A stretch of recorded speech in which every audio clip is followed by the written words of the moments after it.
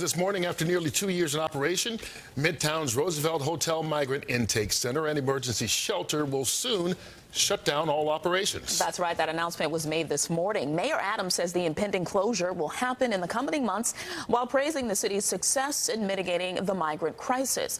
Let's get right to Good Day's Briella Tomassetti. She joins us live from outside that migrant intake center in Midtown with the very latest. Briella, good morning.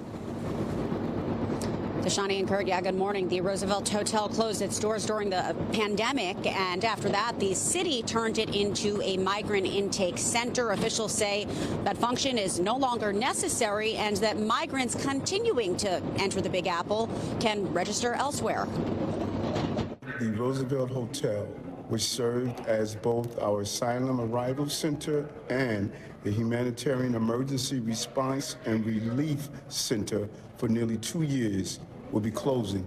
Mayor Adams announced the news in a nearly 2-minute-long video released by City Hall. He says the Roosevelt Hotel will close its doors in the coming months, marking a significant milestone in the city's migrant crisis.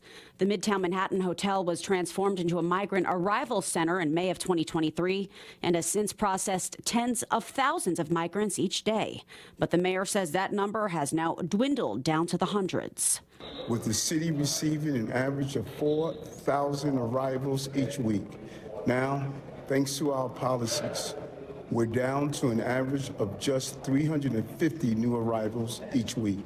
The site provided a variety of supportive services, including legal assistance and medical care. For instance, migrants who wanted to connect with family or friends elsewhere were given bus tickets out of the state. Those in need of shelter were assigned to a site and given instructions on how to apply for asylum.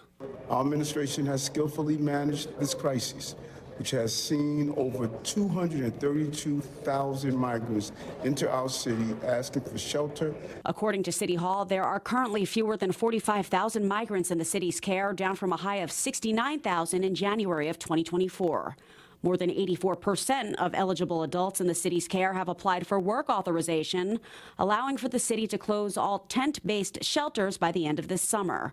Several other large sites housing more than 1,000 migrants will also close within that time frame. We're closing 53 sites within the span of a year. While City Hall refrained from saying how much it costs to keep the Roosevelt Hotel running, Adams was a major critic of the Biden administration's migrant response and repeatedly called on the federal government for more money.